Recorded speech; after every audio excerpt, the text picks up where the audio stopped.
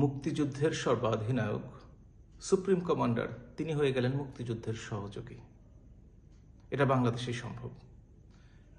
গত বছর 5 অগাস্ট পালাবদলের পর বাংলাদেশের স্বাধীনতা সার্বভৌমত্বের উপর পড়েছে কালো ছায়া। অনির্বাচিত অবৈধ সরকার খণ্ডিতভাবে পালন করছে বিজয় দিবস এবং স্বাধীনতা দিবস।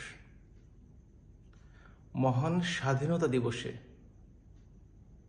সেই সরকারের প্রধান উপদেষ্টা সঙ্গী সাথী নিয়ে এমন একটি দেশ ভ্রমণ করতে যাচ্ছেন যে দেশটি স্বাধীনতা যুদ্ধে বাংলাদেশের প্রকাশ্যে বিরোধিতা করেছে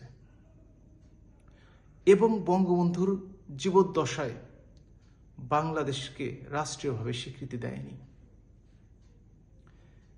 স্বাধীনতার ইতিহাস বাংলাদেশ থেকে মুছে ফেলার জন্য প্রত্যেকটি সরকারি অফিস থেকে বঙ্গবন্ধুর প্রতিকৃতি সরিয়ে ফেলা হয়েছে। বাংলাদেশের মহান মুক্তিযুদ্ধের প্রবাসী সরকারের স্মৃতিচিহ্ন মুছে ফেলা হয়েছে। পুড়িয়ে দেওয়া হয়েছে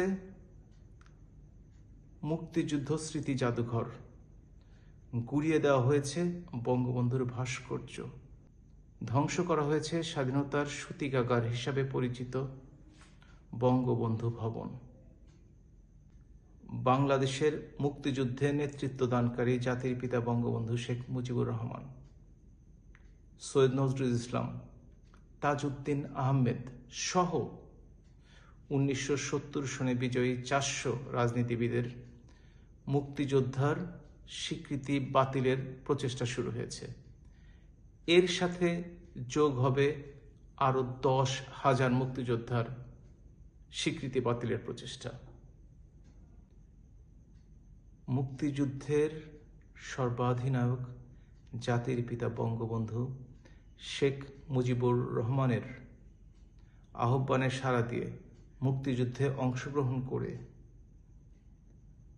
বীর প্রতীক খেতাবপ্রাপ্ত একজন মুক্তিযোদ্ধা, যিনি পরবর্তীতে হাটহাজারীকোটায় সরকারি উপদেষ্টা হিসেবে নিয়োগ প্রাপ্তির পর রাজনীতিবিদ, খেলোয়াড়, সাংস্কৃতিক কর্মী, সরকারি কর্মকর্তা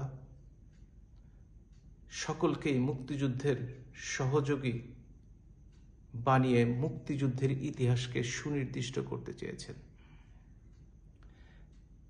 তার এই উদ্যোগের মাধ্যমে পরিকল্পিতভাবে মুক্তিযোদ্ধাদের অসম্মানিত করা হয়েছে।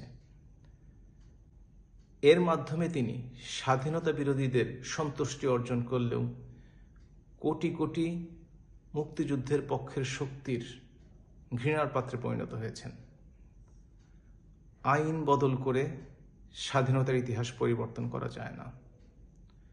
মহান স্বাধীনতা দিবসের প্রাক্কালে শ্রদ্ধার সাথে স্মরণ করি সকল বীর মুক্তিযোদ্ধাদের,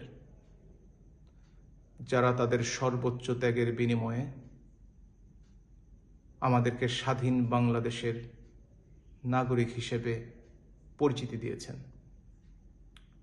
সকলকে জানাই মহান স্বাধীনতা দিবসের শুভেচ্ছা।